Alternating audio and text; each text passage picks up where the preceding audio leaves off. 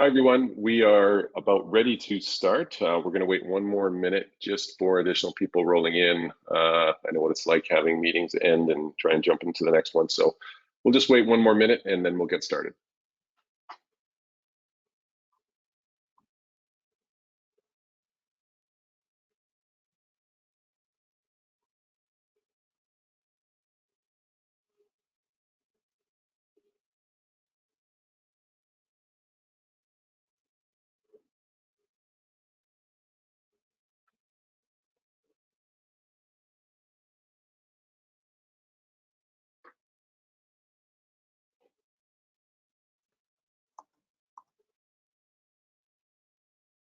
All right, I guess we'll get started. Thank you all for joining. First off, just a couple of housekeeping. We will have all of the callers on mute, aside from the panelists today. If you have any questions, please use the chat box at the bottom. You can ask questions at any time and we will try and address them throughout the presentation. This is meant to be a relatively interactive presentation, both with your questions, but also with the panelists that we have on the call today, who I will introduce shortly. But the title of today's presentation is e-Invoicing, a secret weapon in your O2C Arsenal. And what we intend to talk about today, we'll go through obviously the introductions with the panelists. Wanted to give a general overview of e-Invoicing and where it stands today. I've got some great intelligence or intel on the call today and expertise on the call who will help us through kind of this e-Invoicing, some of the challenges that we're seeing today, some of the complexities. E-Invoicing isn't as simple as we hope it would be. And so let's look forward to some best practices, but really it's understanding those growing complexities, really the growing compliance that's coming now at the transactional level, both on the commercial side and regulatory. And so we want to help just discuss what we're seeing and how we can put it all together. I'll start with introducing my panelists, which Ernie, go ahead. Yes, thank you, Ryan, and hello, everyone, and glad you could join us on this webinar. My name is Ernie Martin. I'm founder and CEO of Receivable Savvy, and what Receivable Savvy does is we conduct research and develop best practice content to help professionals master order to cash and accounts receivable. Okay, Chris. Yeah, good morning, good afternoon, everybody. Chris Welsh, I'm the CEO for OFS Portal. OFS Portal, Oil Field Suppliers Portal, is a industry body really that puts together standards for e-commerce within oil and gas. I've got over 20 years experience in the e-commerce space, 25 years in oil and gas, and then 30 years in IT in various different industries. I'm also involved in different standards bodies that set the standards for e-commerce, especially in the oil and gas with the Petroleum Industry Data Exchange standards bodies, and I chair the board for that group at the minute. So yeah, very happy to be here, happy to join the discussion today. Thanks. Great, thanks, Chris. And my name is Brian Peterson. I'm VP of Product for SideTrade. I have spent probably the last 12 years, both in the P2P side, procure to pay, as well as order to cash.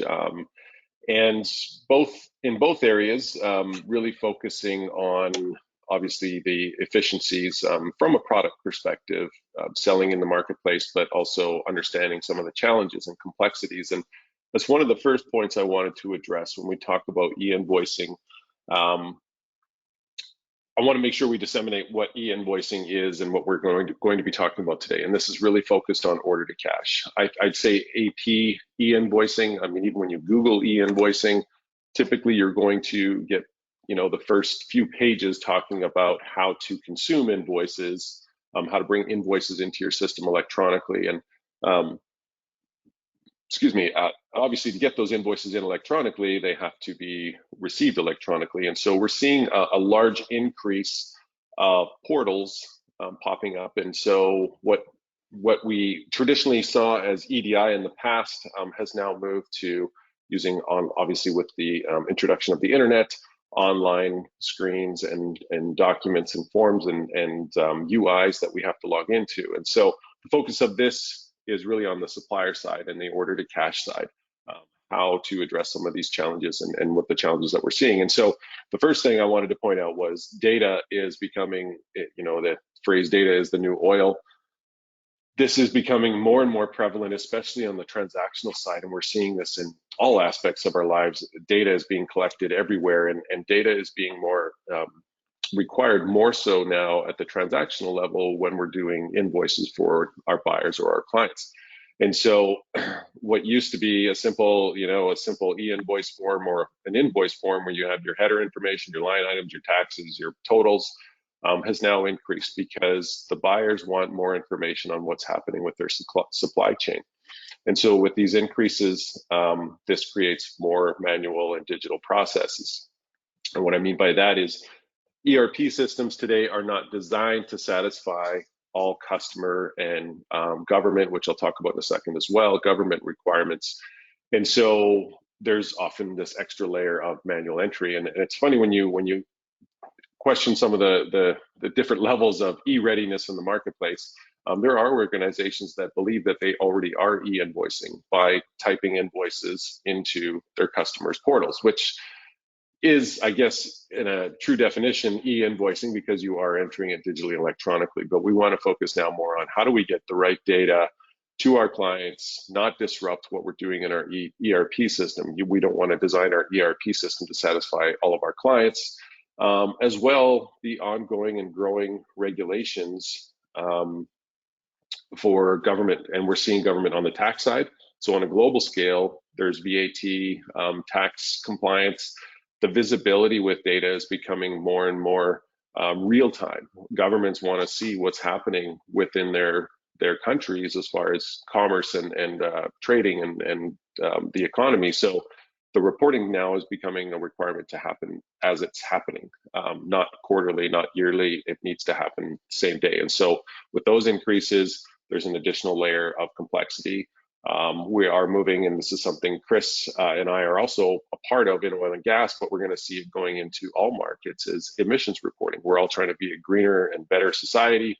And so they want to start having visibility on what's the impact of me doing business for my customers, or vice versa, and how do we report this? And they want to see this at the transactional level. So when you put this all together, the complexities are increasing. We're seeing a desire for buyers to consume invoices electronically. Governments want to consume invoices electronically. Paper is moving, as we're seeing, on its way out. But with all of this put together, we would think that there would be some efficiencies because there's electronic exchange and documents. But those efficiencies still seem to be, we see this DSO creeping up. And that DSO, a lot, when you're on the supplier side, and I heard this the other day, it almost feels like there's additional complexities being added because buyers just want to hold on to their cash longer. They know if they make the process difficult, they'll be able to make the suppliers delay the invoicing process. And this is something that, just one second here. There we go. One of the things when we look at DSO, and often DSO is measured once you get the invoice out the door to your clients. Now, because of the requirements and the gathering and the data that you're required to present to customers and governments, we're seeing this invoice creation time creep up. And so traditionally, we would measure invoice distribution. Once that invoice is sent, that's when my DSO starts. But this process in the middle here, or at the beginning rather, once that order has been fulfilled, creating that invoice with all these new data requirements has become a challenge. And we're seeing, and this is data that's collected from a very well-known research firm and has a lot of credibility, but now we're seeing this creep up to 25 days. So in a world where we're seeing invoicing supposed to create efficiencies, we're not necessarily seeing that. So I wanted to introduce Ernie and start the discussion with the panel. Ernie, you've put together a lot of research in this area. As you mentioned, Receivable Savvy has been doing this for a number of years, and you're collecting data to support really what we're seeing on the invoicing side. And I wanted to just start there and go through some of this content and data that you've gathered. Could you spend a few minutes just talking about some of the key areas that we're going to discuss? Yeah, absolutely. So before I get into two charts here on the slide. So Receivable Savvy, we've been doing research diving into the behavior of supplier organizations, or better yet, organizations and the accounts receivable order to cash professionals that manage that side of the business. And what we uncover is we uncover what I refer to as hidden opportunities and insights. And so those hidden opportunities and insights are things because we're primarily a third-party research organization.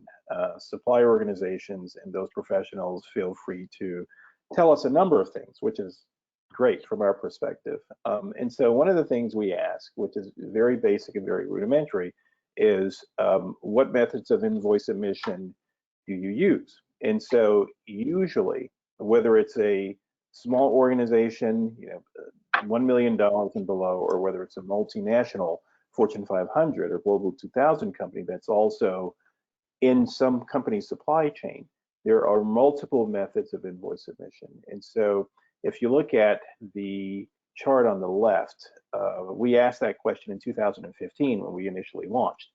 And the two largest bars at the top are paper, and that is taking a piece of paper, putting an invoice on it, and submitting it in the mail or through carrier to your customer.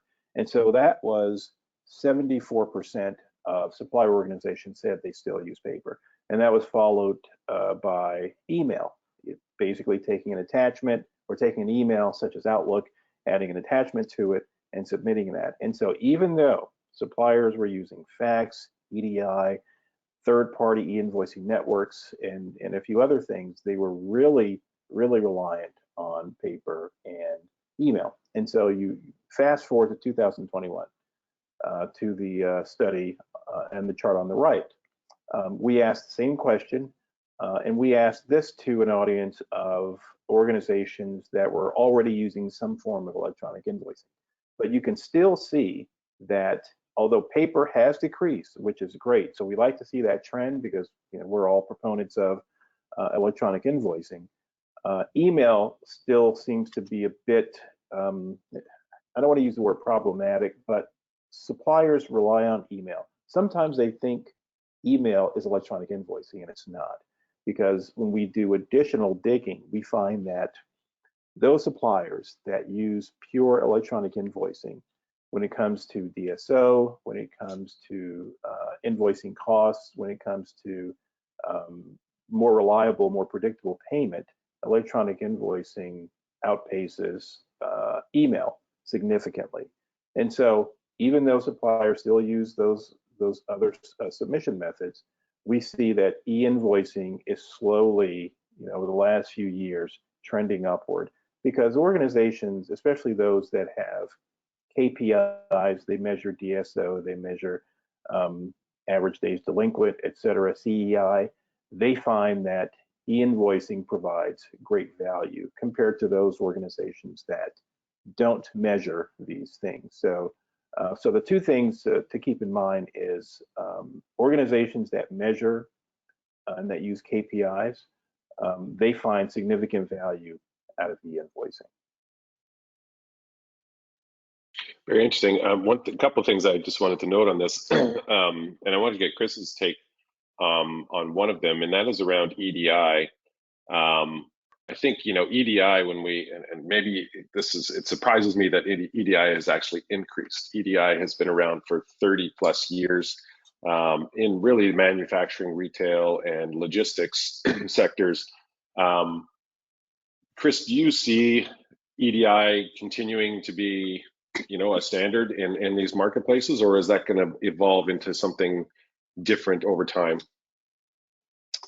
Yeah, Brian. Well, I think if EDI also includes, the traditional old VAN method 30 years ago, and also the kind of new XML or any form of electronic data interchange, then I think that could be the newer things like JSON REST, for example.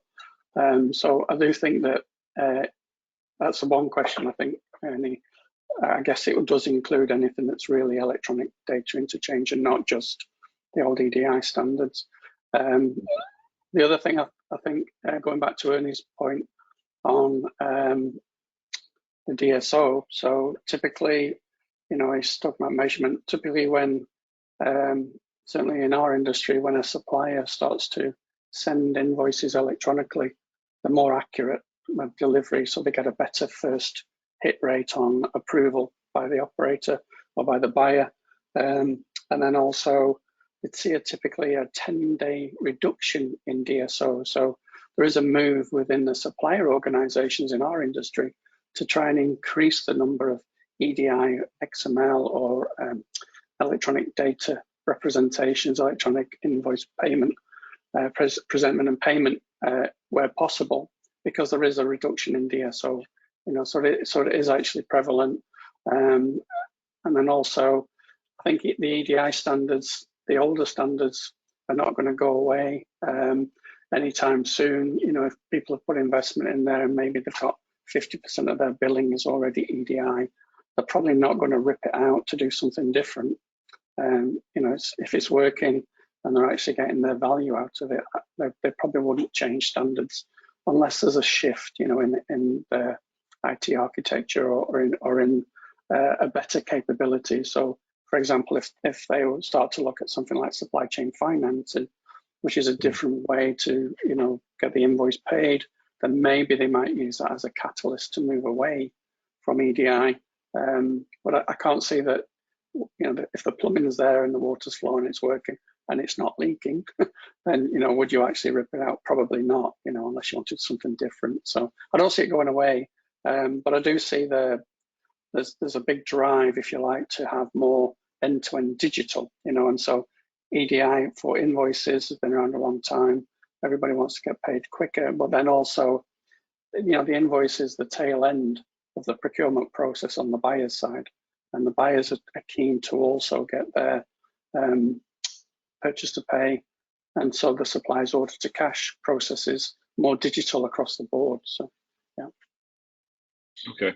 The other number that just is surprising, and we don't necessarily need to comment on, but I'm just shocked in 6 years to see fax actually where it's at. I don't know how many people still use fax, but it still shocks me when I talk to a client and they go, yeah, we got fax, we send things by fax, but yeah, it's just a surprising number to me.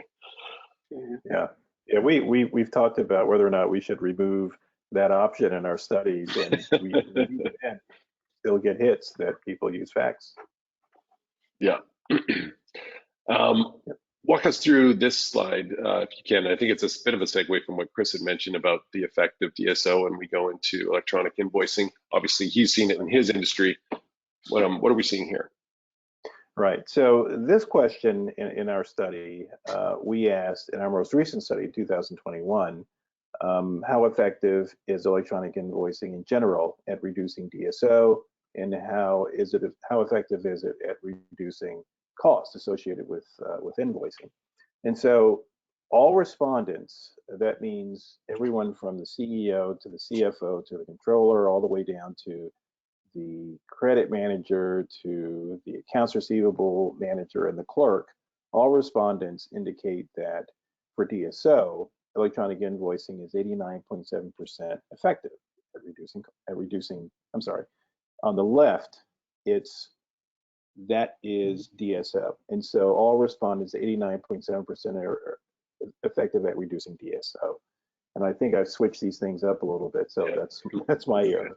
So the left slide is DSO, 89.7% say it's effective. Electronic invoicing is effective.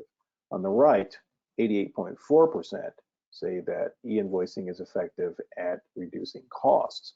And so on the next slide, which provides a little more insight, we were able to sort of narrow that down to specifically those participants and those respondents who identified as chief financial officers.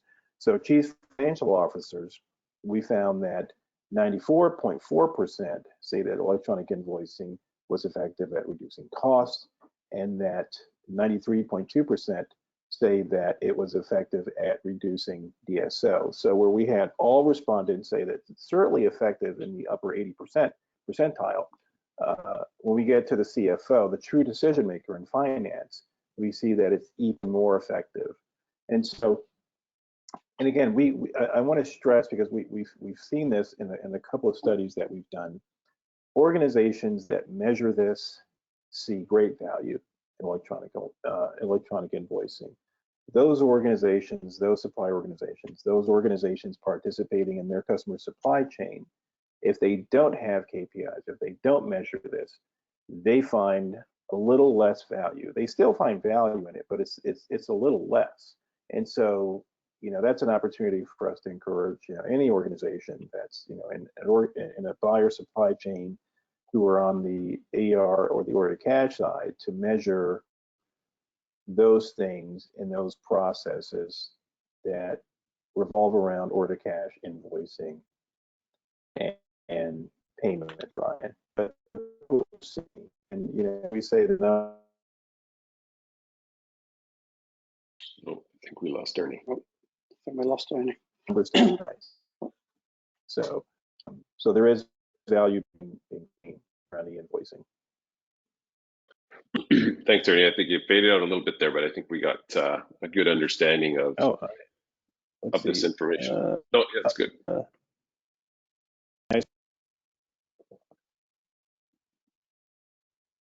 Can you guys hear me now? Yeah, we can hear you.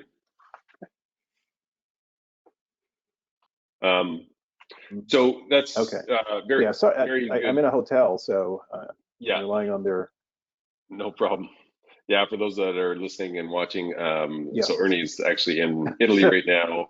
We're in Houston, myself and Chris, but it's amazing that we can put these webinars together on a global scale. But very good insights, Ernie. And I guess one of the things that I guess stands out for me is, well, I shouldn't say it stands out. It's looking at the CFO, and I guess my first question would be, when I went back to the previous slide, when we're talking about DSO and measuring DSO, do you think CFOs and or even internal staff are measuring the DSO from the date that invoice should go out to when it technically does go out? What would you say is your definition or the understood definition of DSO with your audience? Yeah, that's an excellent question. So technically, DSO begins the day the supplier organization sends the invoice out. So that's why, again, e-invoicing compared to paper invoicing, where someone may print out an invoice and put it in the mail or the post, and it takes several days to get to the customer and get to their hands. Those are days that are added to the DSO continuum. And so that's one of the reasons why we're big proponents of electronic invoicing, and why most supplier organizations that use e-invoicing, they see that value, where those days that it takes for paper or even email, because a recipient may get an email and they may be on vacation and may not see it for several days, but that adds to the number of days for the DSO. So DSO technically begins as soon as you press send or submit, and that invoice leaves the supply organization on its way to the customer. And so again, most suppliers will tell you that the most important thing for them is getting paid on time and getting paid early if possible. So if you can have that predictability for suppliers in terms of their payment, that's what they truly want. So if it's 30 days, great. As long as it's not 38, 41, 35, as long as it's 30 days and they can pretty much rely on that 30-day turnaround in terms of when they get paid, that's what's most important to them, that predictability, and sometimes even early if there's an opportunity to do that. So I want to go back to a point that you had made, and this is an open question for you and Chris, just talking about technology trends, because you did mention that e-invoicing is emailing invoices isn't necessarily e-invoicing. I want to segue a little bit into some of the technology trends that we're seeing out there. And as you said, I'll direct this to both of you, but we're seeing applicability for new technologies. And these are things like machine learning, artificial intelligence, RPA, bots, et cetera.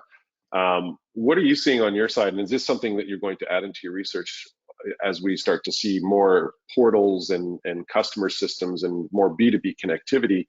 But what would you say is kind of leading right now, and as far as technologies assisting or improving the electronic invoicing process? Brian, I'll take a first stab at that, if that's okay. Yeah. So some of the things that we've seen, things like RPA and AI matching for invoice line item serial numbers and things like that, they actually help to speed up the process, sometimes negatively, right? Because they can, or actually, what would be perceived as a negative actually turns into a benefit for the supplier. So, for example, if you have a customer that has now got a bot engine that's actually rejecting invoices, you know, and that's working as soon as the invoice comes through the door, it's not going through a manual workflow process, but it gets rejected if it's inaccurate very quickly, and it gives the supplier opportunity to actually respond to the rejection quicker. And so they can actually turn those errors around and reduce the time to get the overall invoice paid, which is a good thing. It actually sounds quite negative, right? That, you know, I can reject your invoices faster from the operator's customer's perspective, but it's actually a positive for the supplier because they can work on it. The other thing that we're seeing is a lot of things around time to invoice, which, as Ernie said, is just before the DSO clock starts, you know. And so if you can reduce time to invoice within your own internal operations, you know, we worked on a project in the Gulf of Mexico where we took 5 days out of the billing cycle because, funny enough, we implemented a fax machine at the rig site to send the field tickets to the billers in Wyoming so that they could actually get the thing billed 5 days earlier rather than send it via paper mail. So, you know, and that was a long time ago, but that actually took 5 days out of it, and that means the clock for DSO started earlier. So there are things that can be done, but most of the AI, RPA implementations that we're seeing kind of try and speed up the process of what we do today, maybe make it slightly more accurate or faster, but they're quite in isolation, right? We're actually doing spot bits within the supplier, or looking at a spot process within the customer. There's no kind of end-to-end thing. You can imagine a bot wall where you have a supplier bot that issues the invoice and the customer's bot rejecting it, and the supplier's bot, you know, then kind of fixes it, you know, and it kind of just keeps going back and forward, you know. And what it does is, what it does do is it actually speeds up the time to process, which is all good. Anything that we can reduce the time to actually get the invoice ready to time to invoice reduced, invoice submitted, invoice either rejected or approved, you know, that's going to reduce DSO for the suppliers. So they're all good things, but they tend to be done in isolation. Right? There's no kind of industry standard for even classifying invoices, for example, that we know about, you know, which could be beneficial. I don't know, Ernie, if you've got some comments around that in terms of your research, maybe. Right. Yeah.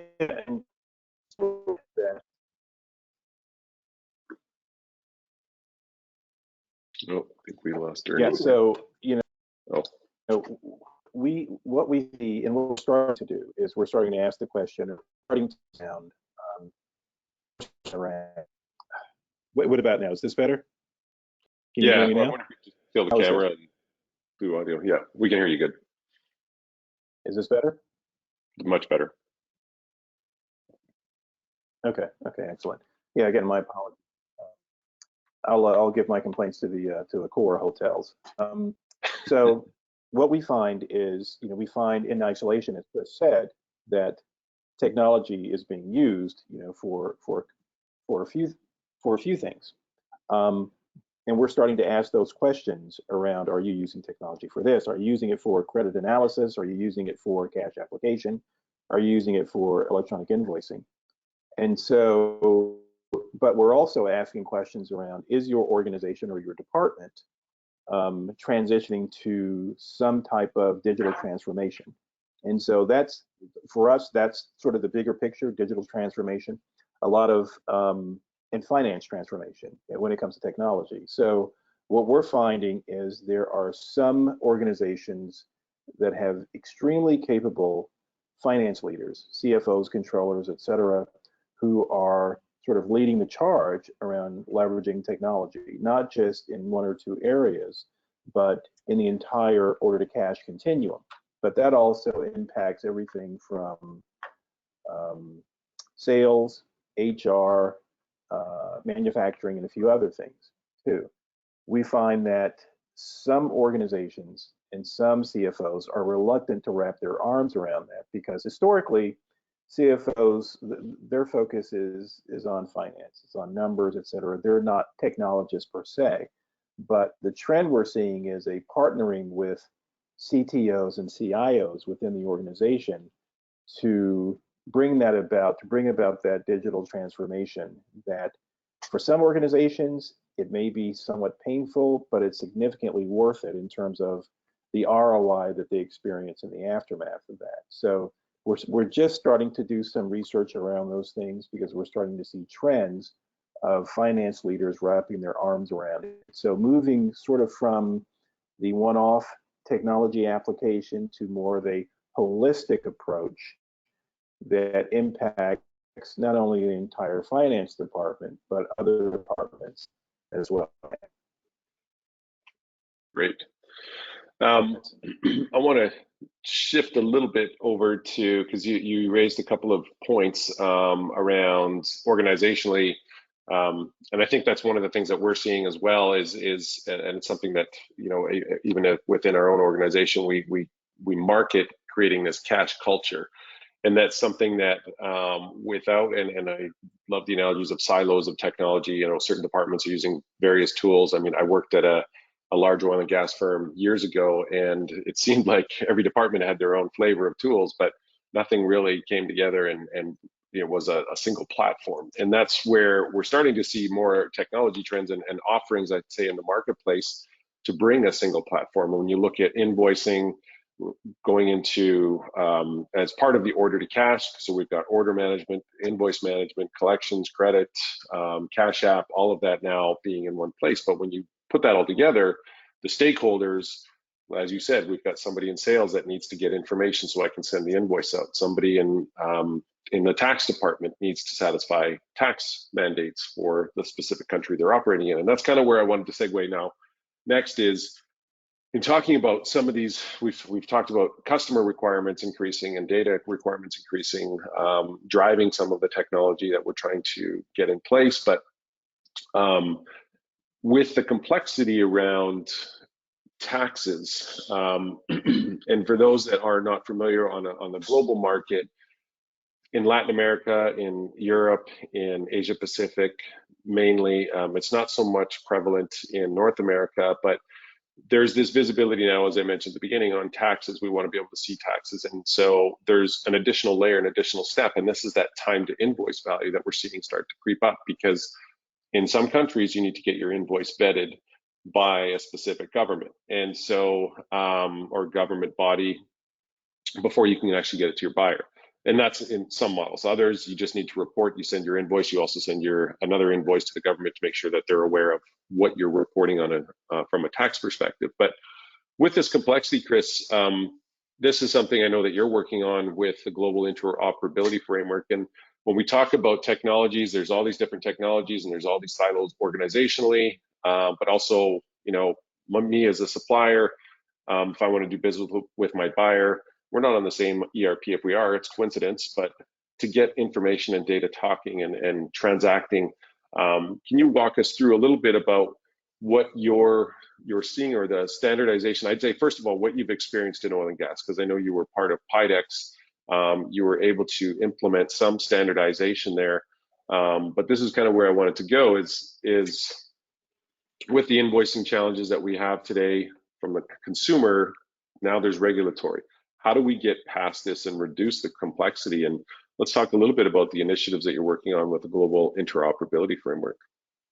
Sure. Yeah. If we look at our own industry first, when e-invoicing first came onto the scene around about the 2000 timeframe, there was no real clear standards for it. We had at least 50 different implementation models from the various oil companies, you know, and part of the the formation of OFS Portal was to try and help bring some standard process to the industry for this, and then also the implementation of some standards. So our members are quite successful in deploying PIDEX. You know, some of our members, 80% of their billing in North America is using PIDEX XML standards, you know, as an e-invoice with their major customers. We have over 500 oil companies that have signed up to this model way of working, and we think it's an industry good practice. Is it the best practice? It can always be improved, but at least it is working, and you know, our members are seeing the value from their e-invoice implementation. Now, you know, then the what we call continuous transaction controls, or the government tax invoicing, where the government now wants to see, as the transaction happens, they want to see the tax, if you like, collection stats and things like that from each invoice, right? So that started a few years ago now, and we've gone through over 20 countries. You know, oil and gas are very global, of course, and our members are very global organizations. And so implementing e-invoicing and responding to the government requirements in 20 plus countries in the last 5 years has been a pretty significant challenge. We work through a service provider that helps us to understand that challenge for our members and puts together the correct regulatory response, because some of it is obviously regulation, some of it is process change. In Italy, for example, Ernie is at the minute, you know, they actually take your invoice, the government takes the supplier's invoice now and actually delivers it to your customer. You know, so you're kind of like reliant on the government to get your invoice to the customer, which is kind of a bit of a weird model, to be frank, but you know, that's the way that they've implemented it. And there's about 7 different continuous transaction control models that are used across the globe, and all of them require slight different variants. Some of them are certified, some of them you have to use a government portal, some of, you know, for the interface. It's very complex, and it's going to get more complex as organizations and governments around the globe still roll this out. We have got another 20 countries coming up in the next 18 months that are going to implement some form of e-invoice or tax collection methodology. You know, so that's an important for us. Obviously, you don't want to be the tax man is a very important person in the country. We have to respond to that, and so there's a lot of effort there. Well, we have a clear path to do this. We've chosen a service provider that specialises on that for our members and helps us ensure that we meet the plans so our supplier members can invoice not only to their customers, but then also to the government in the regulatory fashion that's required. When you take that then and say, well, how do we then do that across different regions? Because Europe has a model, Asia Pac has a model, LATAM has a different model. Some of the service providers, obviously, the service provider organizations such as eSpur, BPC, Connect Once, etc., PEPAL, kind of got together and said, you know, there's a set of technologies evolving which allow a standard railway, if you like, or a standard set of rails to be implemented for connectivity between service providers. And it's called an e-delivery network.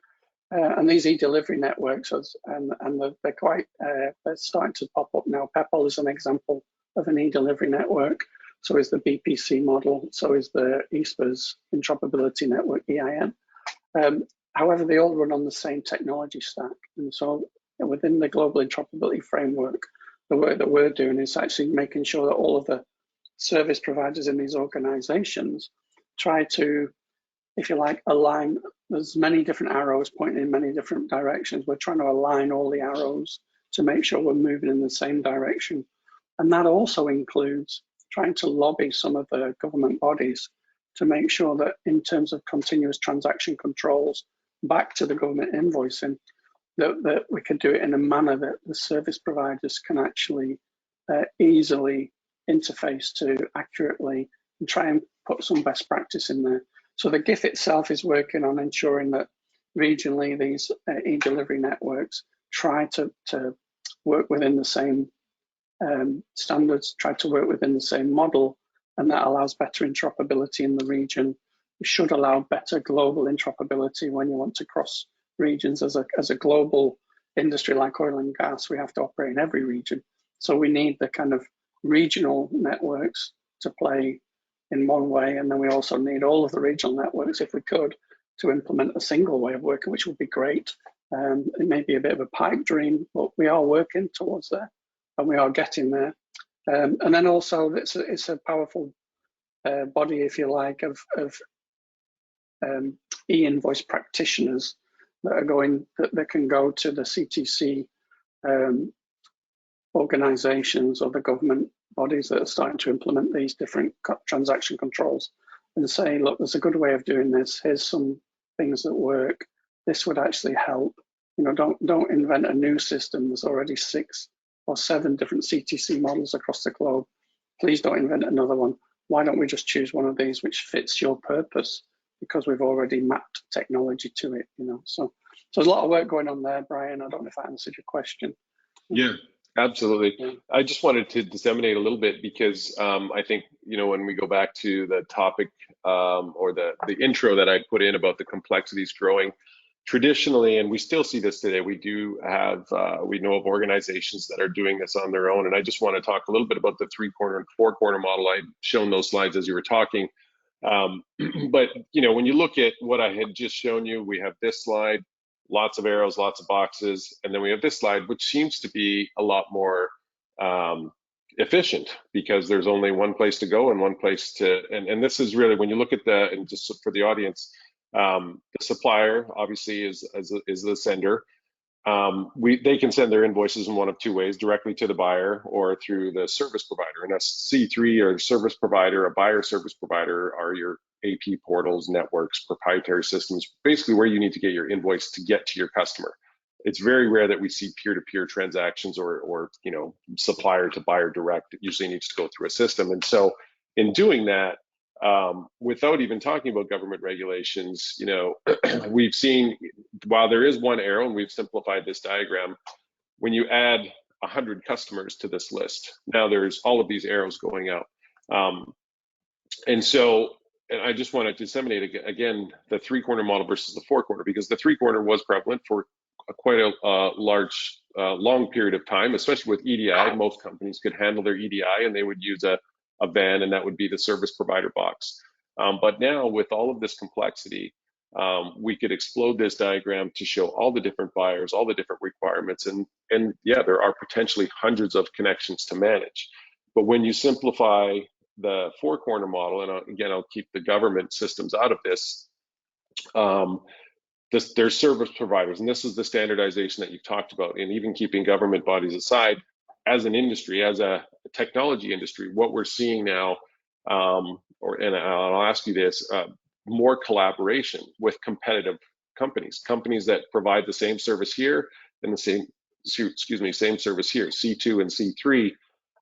They're working together because they want to build some standardization so that we can transact more efficiently and more effectively. And I think you used a great analogy in the past, Chris, about how cell phone networks work, and this is, I think, is a good analogy to explain this, what's happening right now in this marketplace. It is, yeah. You know, the 3-quarter model will survive for quite a long time. There's some good advantages to it, especially if you've got a strategic relationship with a customer. You may not want to go for a service provider. But the 4-quarter model itself, when we started in oil and gas in 2000, there was no service providers available, so you had to build your own 3-corner connections to the buyers' networks. Nowadays, I think the agreement between service providers that, you know, an access point on the supplier side can transact with the access point of the service provider on the buyer side. I think it used to be a tense, you know, there used to be a lot of tension between networks to try and get the connectivity direct to themselves.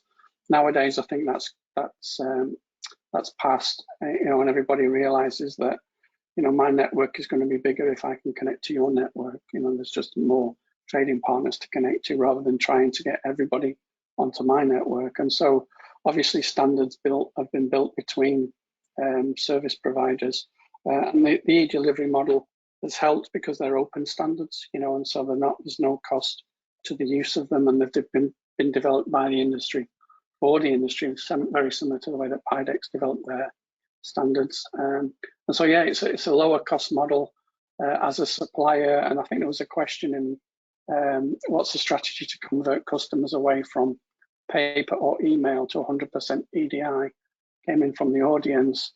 Part of that would be nowadays you can contract with a service provider as a supplier. You have your integration between you as a supplier and your service provider, and you work on whatever technology stack you have, and your service provider helps you do that. But then your service provider provides that connectivity to all of your customers, irrespective of which platform they're on, because service providers can now interoperate. It's a good way to start. You don't have to kind of think about how you want to build up your EDI connectivity anymore. There's plenty of service providers out there. So as a supplier, if I was starting up a new business, I would just look for a provider today. I wouldn't try and build integration like we did, 20 years ago when there were no service providers available. It's more of a commodity now, but standards have helped that. Standards have allowed that to become a business model. And I think having a trusted service provider is going to provide you with one connection to manage as a supplier, and they're going to work out how to do the interface into all of your customers on could be many different service provider platforms. That's a real model now, and it's actually cost efficient to do that. You don't want to stand up your own IT organization now to manage integration. Take those people and turn them into whatever your business is. It's probably not generating electronic invoices. It's probably selling product or services. So yeah, that's a great point. And I think just to summarize, actually, Ernie, did you have anything you want to add to that? Yeah, I'll just echo what Chris just said. And in relation to the question, moving from paper or email to 100% EDI, or I'll even add on 100% electronic invoicing. And so, the analogy with the cell phone towers, the analogies that the three of us have talked about before, in terms of you don't have to talk anyone into using the internet or mobile phones. Everyone uses it because it's easy, low point of entry, and it's become fairly ubiquitous. And so as electronic invoicing becomes easier, more standards are selected and others rejected, and those standards that are selected universally provide value to everyone involved. Then we'll start to see a lot more organizations using electronic invoicing. And so in addition to that, the organization that Chris and I are involved with, the Business Payments Coalition, which is working in collaboration with the Minneapolis Fed of bringing ubiquity and standardization around electronic invoicing in the US.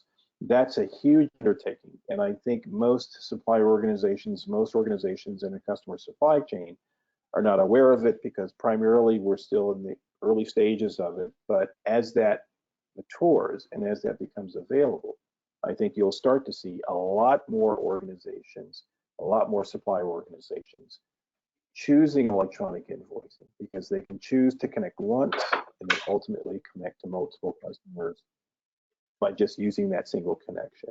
And so that's really what it boils down to, is can supplier organizations find ubiquity? Can they find interoperability when it comes to electronic invoicing? And we are really, really moving our way closer and closer to that reality every day. That's a really good point. And I think this diagram also, one of the things I did want to highlight is the data. So we talked initially about how much data is being required for suppliers to give their buyers. They're asking for more. We need more reporting, more information, more detail on the invoice. But it is turning around a little bit more too. It used to be very one-sided, where suppliers were required to provide all this data. But when you look at the system connectivity and we bring in this interoperability, there is a sharing of data. There is a balance now that's becoming, because suppliers want more visibility to where their documents are at. If I sent my invoice, as you mentioned earlier, using RPA or using some of these other technologies, if you have direct connectivity, you're able to know right away, did my invoice make it to where it was supposed to go? Did it make it to the mailbox? Did it make it to the, I'm going to say mailbox, electronic mailbox? Did it make it to the system? Did it make it to the approver? Was it approved? Did it get paid? Did it get rejected? Did it get disputed? All of this data now is getting fed back to the suppliers when you increase this connectivity and this interoperability. And so I think it's an important thing to highlight, because today it is, I think, a little bit disjointed, especially when we've seen some of the three-quarter models that are in place, and we've talked to prospects and clients about this in the past, and even within my own network. There's usually a one-way arrow here. The data coming back doesn't always happen. And so this data sharing, this interoperability, I think is a very important step for us. And us, and I say this as a industry body and participants in this industry, but I just wanted to kind of wrap up, and I know we have a couple of minutes. I don't see too many questions. I think we've already answered the first question about moving customers away from paper or email to EDI. Just wanted to get your take, Chris and Ernie. Maybe we'll start with you, Chris, on kind of the 1 to 2 things that you would, as an organization, focus on as you embark on a journey, both into this type of a model or just tackling e-invoicing in general. And I think even addressing that question, how do we get away from paper? What are the incentives for our customers to move towards more of an electronic world? Yeah, Brian, I think that the main point, from a supplier's perspective is obviously when you move to electronic invoicing, the accuracy of the invoice is very important. It's going to get delivered to your customer. It's not getting ripped up in the mail by some, or it's not getting squidged on a fax machine or something. It's actually accurately delivered. In the status messaging now, we're getting to the point where we do know when the invoice would be dropped off in the customer's ERP system. And so we know it's actually got there. It's a little bit like recorded mail, right? We know who signed for it because we've got the electronic stamp saying it's now been delivered. And that accuracy and that delivery method is just going to get, is a good driver for that. You can streamline your operations. If you move your customers, all of your customers to electronic, you've only got one invoice route to manage, So if you do that either through your own technology or use a service provider to do that on your behalf, that could actually also migrate you from paper, fax, email, PDF delivery through to electronic, then that's an improvement as well. You've still only got one invoicing method, which is good. So I think that for me, it would be to try and ensure that I have a view to get to it. And then also, some of the suppliers that we work with, they have a superset of data that they send to their service provider, which covers all of their customers. So it's not just one model. They actually say, well, this data is probably going to be required for more than one. And as, for example, emissions reporting comes in, if emissions reporting is going to be part of an invoicing process at some point in time, and we're already seeing moves towards that, that additional data would be added to your data set that you provide to a service provider, and they can then say, well, this customer requires it or not, kind of thing. So a lot of work around that. I think that for me, that would be the biggest thing, is to have a strategy that says, I want to go 100% electronic invoice. Maybe my service provider can provide that paper, PDF, email, fax type route, along with the move to e-invoicing. But it's the accuracy and delivery, which is very important. Great. I just want to be cognizant of time. We do have 5 minutes. If you have any questions for those who are still on the call, please ask away, and we'll try and address it. If not now, after the call, we'll follow up with you. Ernie, just want to get your take on quickly a key takeaway for you in answering the same question I asked Chris of organizations embarking on this journey. Right. So there are 2 quick things. One is organizations, finance leaders, whether you're the CFO, controller, finance director, accounting, or otherwise, is to begin to wrap your arms and your mind around the available technology that exists today. Because there are so many opportunities around streamlining that invoice to pay, order to cash, accounts receivable process. That could mean the difference between getting paid in 45 days, getting paid in 30 days. And if you measure that over the course of a year, that's real money. And a number of organizations and us as consumers don't take into account the cost of money. So the longer it takes for you to actually realize that money, it costs you more because of rampant inflation today, 8 and 9%.